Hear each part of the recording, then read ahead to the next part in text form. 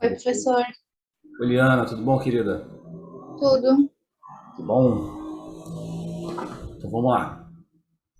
Bolhas. A gente já falou na primeira aula sobre as bolhas intraepiteliais e hoje a gente dá a continuidade, né, com as bolhas abaixo da epiderme.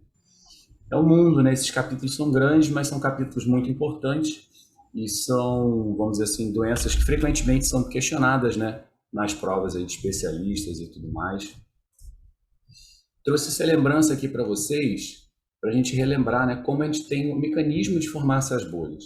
Então, hoje, basicamente, a gente vai conversar sobre essas que são abaixo da epiderme, então esse mecanismo de destruição da zona da membrana basal.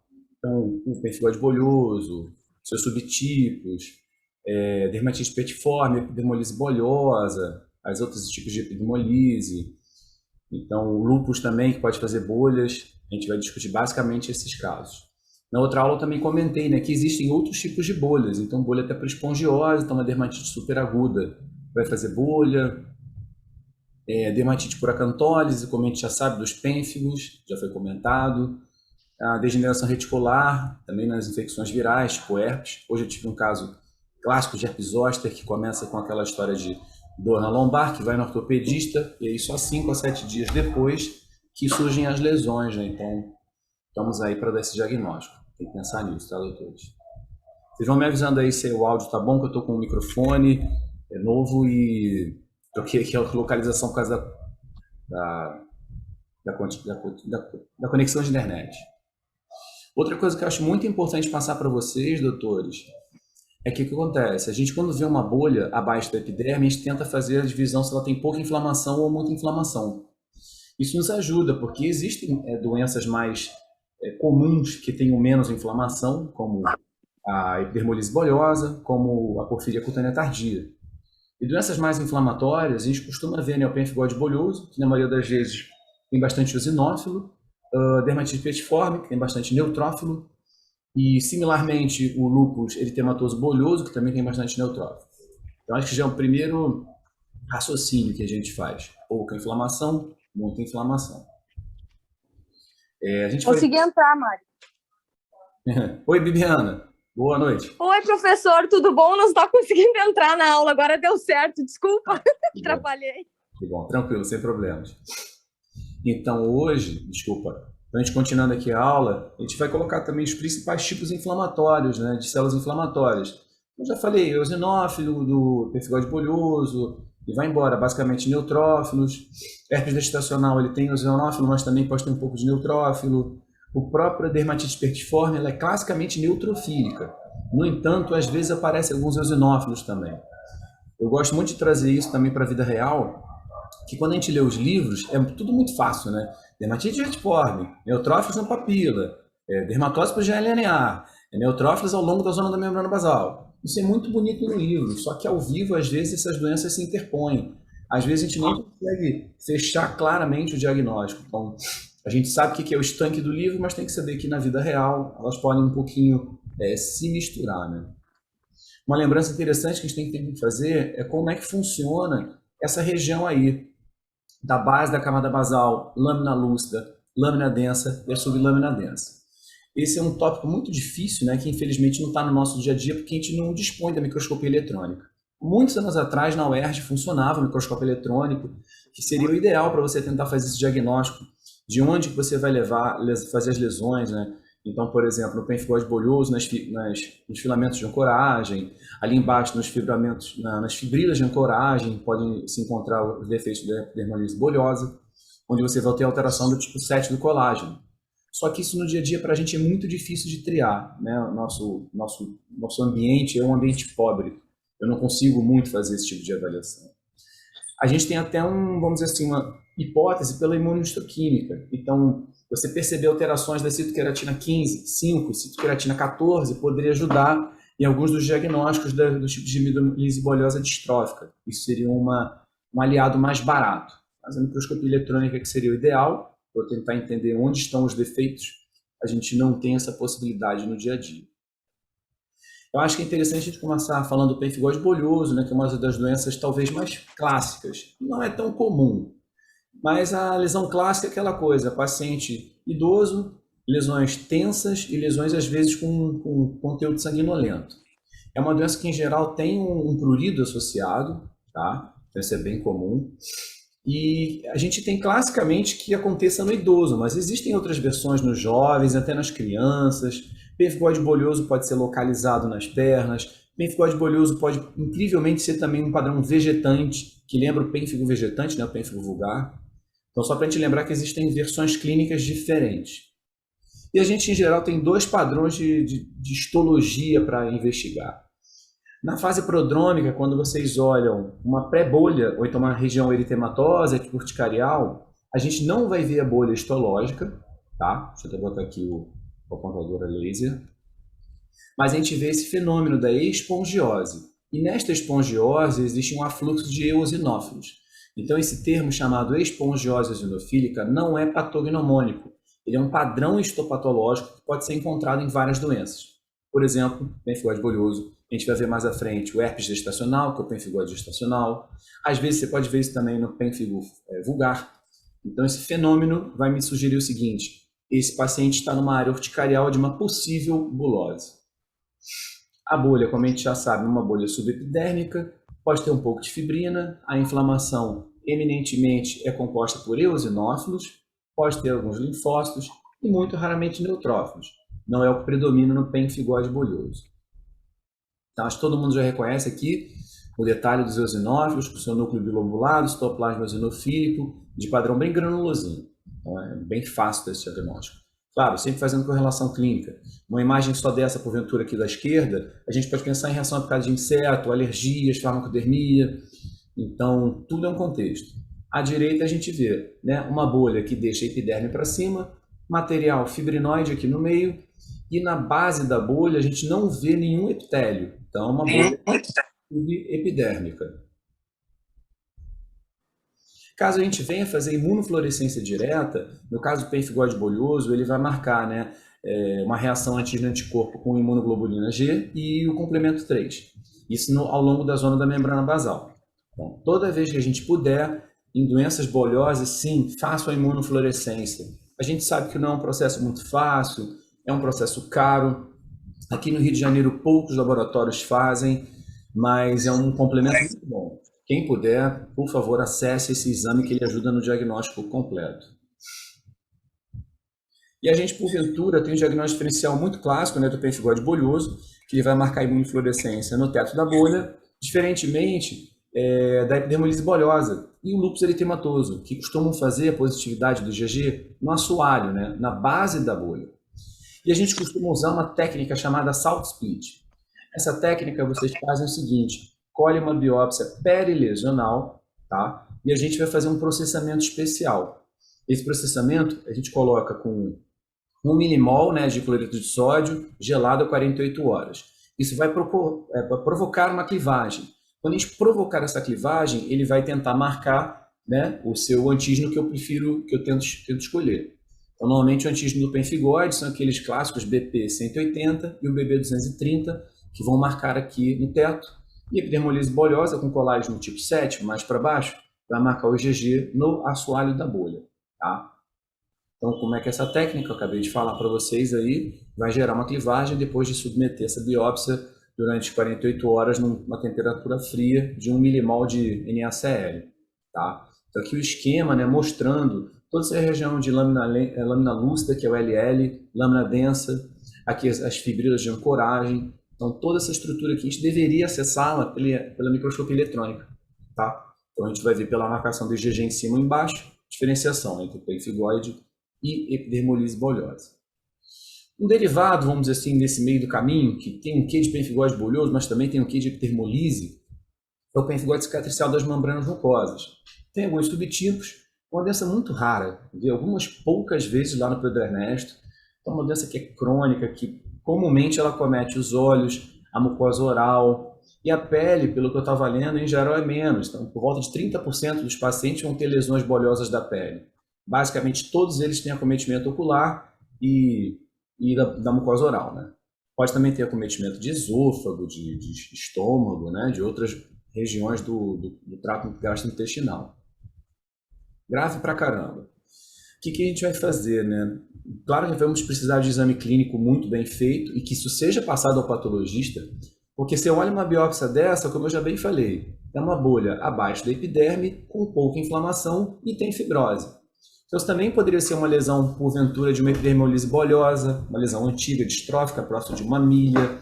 Também poderia confundir com uma lesão antiga de porfiria cutânea tardia. No caso, a porfiria, vocês vão ver, né, que tem aquela papila festonada, que é PS positivo. Então, essa armação das papilas nos ajuda muito a pensar na porfiria cutânea tardia. Então, vocês estão vendo, algumas das bolhas, principalmente essas aqui, celulares, pauci-inflamatórias, são muito difíceis de dar o diagnóstico. Em alguns momentos, né, o pemphigoide da membrana mucosa, ele pode fazer um padrão multicelular. Ele pode ter linfócito, histiócito e às vezes eosinófilos. Então confunde pra caramba. Só que em geral, quando ele é multicelular, ele tem um padrão bem liquenoide. Então, dentro de um contexto clínico, a gente vai poder fazer essa sugestão. Então aqui a gente vê aqui vasos sanguíneos dilatados, um quê de fibrose com uma reação inflamatória mista. E nesse campo aqui da direita a gente vê uma reação linfociostária e com eosinófilos, tá? Então se você só tem essa foto, com certeza pode ser picada de inseto. Então lembrar que o pemphigoide de membrana mucosa é cicatricial e grave, raro e existe. A epidermolise molhosa é um mundo, então a gente poderia dar uma aula só dela, para falar de todos os defeitos citogenéticos, das alterações das proteínas, só que basicamente fica realmente uma aula muito grande. O que é o recado? A gente tem que saber, sim, quando estiver chegando a prova de especialista, os subtipos, né? Então, simples, juncional, distrófico, a relação de todas aquelas síndromes e as proteínas que são envolvidas. Então, por exemplo, essas tipos aqui mais simples, elas são citoqueratina 5 e citoqueratina 14, como eu comentei. A epidermolise juncional, ela se baseia na agressão da laminina 5 e da integrina. E mais para baixo ela vai agredindo o tipo 7 do colágeno, tá? Então isso aí tem que estar na cabeça de vocês. As lesões clínicas fazem essas pequenas bolhas nas áreas de trauma, na adquirida normalmente não vai muita fibrose, e no padrão distrófico que é mais complicado, que essas bolhas são repetidas, tem distrofia, cicatriz, começa a ter milha, que é aquele cisto, vamos dizer assim, epidérmico, muito pequenininho, e com o tempo vai tendo até reabsorção óssea dos membros. Então é uma doença muito grave. Qualquer trauma pode formar vesículas e bolhas. A epidermolise bolhosa é realmente uma doença que a gente tem que ter muito cuidado com ela. Então botei algumas fotos clínicas só para a gente relembrar, que é um quadro extremamente grave, eu acho. E a histologia, né, corada pelo HE, ela de novo, na maioria das vezes, é uma bolha subepidérmica pauci-inflamatória. Quais são as dicas que a gente vai fazer? Igual o pemphigoide cicatricial. Eu vou tentar procurar na derme superior alguma dica para que eu veja uma cicatriz. Posso também perceber se existe um pouquinho de fibrose, se tem sangue extravasado, né? Para a gente perceber que é uma coisa que foi agredida com cicatriz. Esse aqui é um detalhe, uma epiderme bem fininha. Aqui você vê o início da bolha, você vê alguns vasos sanguíneos dilatados, um pouquinho de tecido fibrótico e apresentando também proliferação de fibroblastos. Então, esse está proliferando uma cicatriz. Óbvio, a gente vai precisar da correlação com imunofluorescência, salt split, se pudesse microscopia eletrônica e testes genéticos. O diagnóstico não é só uma lesão dessas. A gente teve na semana passada na UERJ um caso de uma síndrome, que elas relacionadas com pioderma, artrites, hidradenite, e que eu bem brinquei, né, com os alunos. Olha, a histologia ela não vai fechar a síndrome. Eu posso sim sugerir que é uma doença tipo pioderma gangrenoso, como eu sugeri naquele caso, que era uma hidradenite supurativa. Mas eu não posso dizer qual é a síndrome. Ela é maior do que o processo patológico básico que a gente tem acesso. Então, estou vendo aqui, ó, uma bolha, nesse caso, um pouquinho mais inflamatória, pode ter linfócito, neutrófilo, eosinófilo, subepidérmica, como sempre, e aqui um padrão de colágeno um pouco mais espessado. E aí, se você puder fazer, como aqui ele mostra, ó, o salt split revela a deposição linear do IgG na base da bolha. Vou falar para vocês, doutores, vocês ainda estão... Ah, não, o pessoal de bom sucesso é R3, né? Então, ano que vem já tem o TED. Todo ano eles perguntam isso. Sempre colocam um caso de epidermolise bolhosa, versus pemphigoide bolhoso, ou pemphigoide de membrana mucosa. As intraepidérmicas também caem sempre. Caiu no ano passado, Darier, Kai Haley, então, Buloses é leitura de cabeceira, tá? A porfiria, na minha opinião, é um dos diagnósticos mais fáceis histologicamente. Claro que a gente vai fazer correlação clínica como sempre, né? Então, o paciente, em geral, com alteração de hipertricose, bolhas aos pequenos traumas, as bolhas em geral nas áreas mais fotoexpostas, que a gente já sabe que são relacionadas à síntese das porfirinas. E a histologia da porfiria cutânea tardia, ela é muito direta, vocês vão ver. Então, esse é um caso super clássico. Homem, hipertricose, hiperpigmentação, algumas crostas e uma bolha preservada aqui no dorso das mãos. Então, essa história sempre vem, né, nos exames. E aí o padrão, já dá uma dica sabendo que foi biopsiado uma região de palma da planta, que eu tenho hiperceratose compacta com hipergranulosa. A bolha tem esse material fibrinoide ou talvez hemático, e ela mostra realmente o festonamento das papilas dérmicas. Então parece que ficaram assim, tipo uns dedinhos para cima. Isso é muito característico. Não é patognomônico, porque você às vezes vê isso na epidermolise bolhosa, tá? Então fique com essa ideia, com essa pulguinha atrás da orelha. Mas esse padrão aí é quase igual à porfiria cutânea tardia. Se eu precisar tirar uma dúvida e eu não tenho um recurso maior, eu posso pedir a coloração de PAS. Então, ácido periódico de Schiff, ele consegue evidenciar essa membrana aqui bem vermelhinha e ainda interessante isso acontecer na porfiria, em geral não acontece nos casos de epidermolise bolhosa. Tá? Então, além do festonamento papilar, PAS positivo. Então, uma foto dessa daí, junto com aquele senhorzinho com bolhas, não tem dúvida. É um caso de porfiria cutânea tardia. Ou tarda, né, para outras pessoas. Tem problema nenhum. O lúpus. A gente tem uma discussão grande se existe lúpus bolhoso e lúpus com bolhas. Qual é a ideia? O lúpus eritematoso com bolhas é aquele que o paciente não teria um lúpus sistêmico e, porventura, ele tem um lúpus cutâneo, um lúpus subagudo e se expôs ao sol de uma maneira muito importante, muito significativa. E aí, pela essa exposição solar, ele cria bolhas pela lesão, a camada basal, vamos dizer assim. Esse é um padrão. Já o lúpus eritematoso bolhoso é, teoricamente, um lúpus sistêmico. Então, o paciente tem uma resposta diferente, não é uma resposta de necrose de queratinócitos com uma reação linfocitária, e sim uma reação de degeneração vacuolar com acúmulo de neutrófilos, tá? Então, é uma coisa diferente. A histologia do lúpus eritematoso bolhoso é muito parecida com a dermatite petiforme. No entanto, né, no lúpus eritematoso a gente vai ter degeneração vacuolar, eu posso ter um infiltrado inflamatório que até desça um pouquinho, agredindo os anexos. Dá para você perceber também um pouco de edema com mucina no intestício. Então é um lúpus sistêmico com afluxo neutrofílico que lembraria a dermatite petiforme. É claro que também podemos lançar mão, né, do estudo da imunofluorescência, que ela é em geral na zona da membrana basal e pode ser positiva para vários das imunoglobulinas, IgG, IgM, IgA. Então aqui a gente coloca alguns exemplos clínicos. Então talvez aqui a primeira imagem à esquerda até ficaria confuso com o lúpus eritematoso subagudo. A lesão aqui logo abaixo a gente percebe um padrão que lembraria até um eritema multiforme. Aí tem aquela sobreposição de lúpus mais o herpes barra eritema multiforme, daquela síndrome de Howell. Então isso às vezes é difícil de ser um diagnóstico. No entanto, né, pensando em Howell ou eritema multiforme, é necrose de queratinócito à base de linfócitos. No caso do lúpus eritematoso bolhoso, nós vamos ver bolhas subepidérmicas repletas de neutrófilos. Não sei se vocês já conseguem ver, mas aqui de longe também tem um padrão assim meio fibrinoide.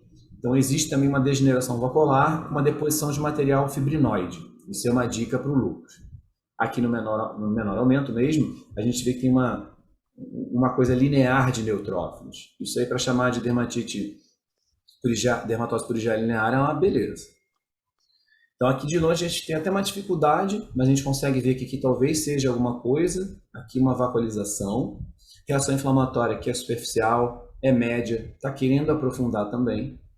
Quando a gente aproxima, a gente vê uma bolha abaixo da epiderme, mostrando de novo material fibrinoide e aqui uma reação neutrofílica. Então, ela é muito parecida com a dermatite herpetiforme.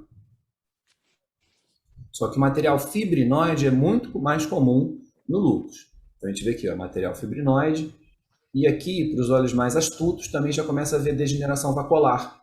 vão ver pequenos vacúolos nesse marcadinho aí dos quadrados. Eles têm uma dermatite vacuolar de interface associada a uma Alô? neutrofilia.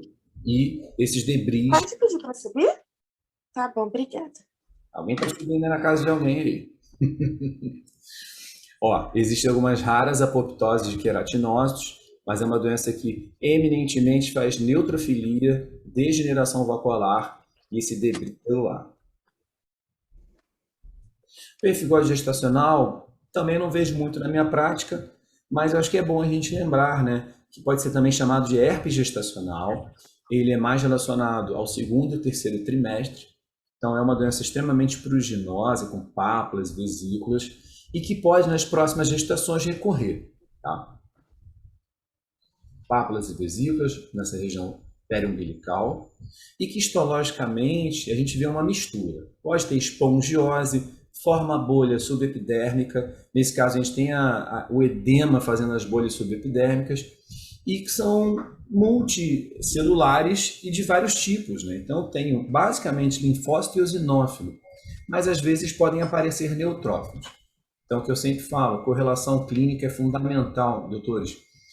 Fala com o seu patologista sempre, coisa repetida de válvulas inflamatórias, é essencial. Porque isso aí poderia, de longe, sugerir picada de inseto. Estou muito eosinófilo com espongiose, teve uma picada de inseto. Lembra que eu comentei para vocês? Não só o pemphigoide bolhoso tem o fenômeno da espongiose eosinofílica, né? O herpes gestacional também pode ter, a picada de inseto também pode ter. Então tá aqui, espongiose e vários eosinófilos fazendo essa exocitose, vamos dizer assim. Então uma lesão talvez um pouco mais recente, vocês veem que tem pouca espongiose, um edema significativo na derme superior, que basicamente tem muito linfócito, e no resto da lâmina tinha um pouco de eosinófilo. Então, correlação clínica, considerar a possibilidade, neste caso, do pemphigoide, ou herpes gestacional, e que poderia mostrar ao longo da membrana basal, então esse material verde fluorescente, a positividade para a imunoglobulina G. Tá? Deixa eu só ver aqui que botaram. Ah, tá. Aí, Isabela. Boa noite, Isa. Boa noite a todos, novamente. Vamos voltar aqui. Dermatite petiforme. Também, na minha opinião, quando vocês pegam uma doença clássica, é muito tranquilo de dar o diagnóstico. Então, todo mundo caça quando a gente está aqui nos nossos ambulatórios, aquele paciente tem aquele prurido, a gente acha que é escabiose, aí trata escabiose, não melhora. Então, todos nós que trabalhamos em serviços universitários, a gente fica com aquele afã. Não, tem que ser uma dermatite petiforme, faz uma biópsia aí de uma pápulazinha dessa. Então, qual o processo? Né? Um acúmulo de neutrófilos que pode ter relação, né, com aquela intolerância ao glúten, a doença celíaca, e é mais comum pequenas pápulas e vesículas com bastante coceira nessas regiões extensoras.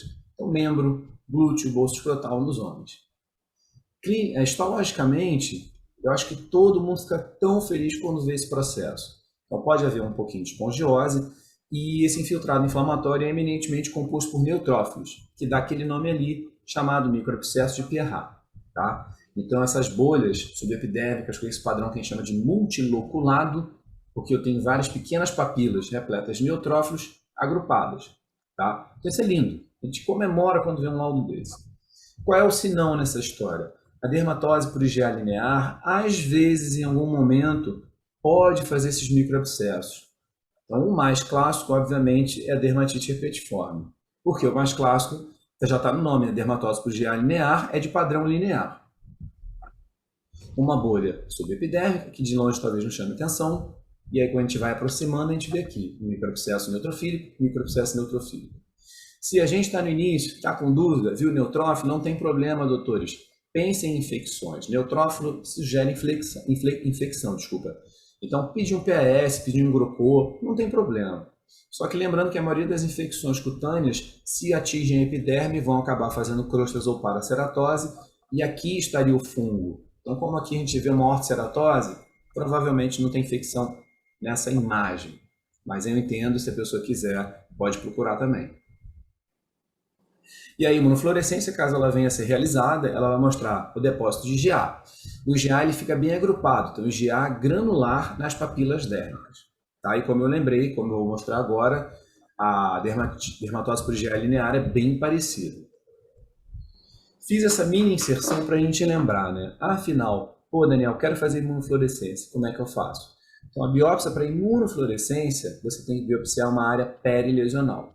Você não pode biopsiar uma área vermelha de bolha, que aquela bolha já vai perder a expressão das imunoglobulinas. Tem que ser um local que ainda vai fazer a bolha. No mundo ideal, a gente deveria ter essa solução de Michel ou de Michel, que ela tem o sulfato de amônia com cloreto de sódio. Então, eu peguei aqui só para a gente aprender, que eu também não sabia de cabeça. Mas a gente também pode condicionar em soro fisiológico gelado. O que eu sempre recomendo? Porventura, eu não tenho esse sistema, eu não trabalho com imunofluorescência, mas para os laboratórios que trabalham, aqui no Rio, claro, o Dr. Tiago Genon, é de bom sucesso também, né? O professor Juan Maceira, que é da UERJ, do FRJ, eles fazem esse exame. Você sempre liga antes. Então você vai, olha, eu tenho um paciente que eu acho que tem uma bolha para fazer imunofluorescência. Vocês fazem? Sim. Como é que vocês fazem? O boy vem buscar e eu levo até vocês. No mundo ideal, a gente não deveria passar das 24 horas de acondicionamento pelo soro fisiológico. Tá? Então, o ideal seria levar assim, 3 horas, 4 horas, na mesma manhã ou na mesma tarde. Mas, quando a gente tem a solução de Michel, aí você pode passar de um dia, não teria problema. Quando eu quero fazer um diagnóstico da bolha, para dar o diagnóstico completo no HE, eu faria de uma bolha íntegra. É claro, se a bolha tem 3 centímetros, ninguém vai fazer um fuso enorme para fazer uma cicatriz numa bolha de 3 centímetros. Aí você faz um punch com um fusinho da peribolha, ok? Mas se eu tiver uma bolha pequenininha, de 3, 4 milímetros, tira a bolha inteira, que é muito melhor para a gente ver. Caso lindo, dermatose por IgA linear. As lesões clínicas, todo mundo comemora também quando vê esse padrão assim, tipo colar de pérola, que ela faz essas bolhas na periferia, né, fazendo esses arcos. Então, normalmente tem 2 subtipos, histologicamente são iguais, no sentido de ter neutrófilos e positividade para o IgA na imunofluorescência. Tipo adulto e o tipo infantil, que pode ser chamado também de dermatose bolhosa crônica da infância. Tá?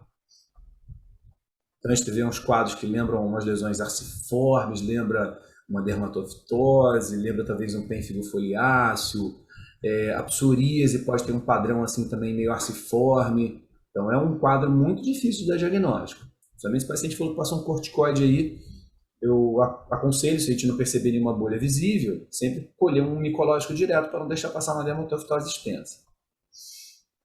E aí a gente faz a biópsia. De novo, bolha subepidérmica ou neutrófilos. Tendem a não agrupar nas papilas e sim, tendem a enfileirar ao longo da junção dermoepidérmica. Então esse é o padrão clássico do livro, mas muitas vezes a gente vai ver uma sobreposição histológica com o dermatite petiforme. Então aqui, essa foto é interessante, que ela mostra uma leve espongiose e vários neutrófilos ao longo da junção dermoepidérmica. Então essa aqui é foto de alívio mesmo, revelando uma dermatose por IgA linear. Se eu puder, faço a imunofluorescência, na qual vai me mostrar, né, a deposição do IgA ao longo da zona da membrana basal. Eu puxei esse último slide, doutora, só para a gente lembrar que bolhas existem também com outras doenças. Raramente a gente vê. Líquen plano. Todo mundo já conheceu, né, essa fenda de Max Joseph. Só que pela agressão linfocitária essa fenda pode ser tão grande e clinicamente fazer bolhas. Também já vi clinicamente, líquen escleroso. Então, botei aqui de longe só para lembrar. O líquen escleroso ele também pode fazer, né, essa hialinização, também tem lesão vascular da camada basal. E aí a epiderme solta e pode ter bolha clínica. É raro, mas pode. Raro também é mastocitose sebolhosa. Então, esse quadro aqui não mostrei de próximo, mas obviamente ele está repleto de mastócitos. Então faz um edema e pode fazer uma lesão que é uma pápula evoluindo para vesícula, né? Todo mundo também sabe que a reação ao insulto por artrópode, né, picada de inseto, ela pode ter bolhas. Classicamente tem aquela seropápula de Tomazoli, então faz um edema da derme superior a ponto de você destacar. E eu também já vi algumas vezes, existem outros exemplos, né, mas eu puxei a dermatofitose, o que de vez em quando a gente encontra mesmo, paciente que tem uma lesão estranha na palma e na planta, você ficar tratando com psoríase ou desidrose, não melhora, tem pequenas pápulas, às vezes bolhas e às vezes até pústulas. Já tive um caso desse, e aí quando você vai lá ver uma crosta na epiderme, faz o GROCO e o PS e aparece as hifas. Então a dermatofitose pode fazer essa reação bolhosa. Bom, então passamos aí as bolhas abaixo da epiderme. Espero que tenha sido de proveito para vocês todos. Obrigado, doutores.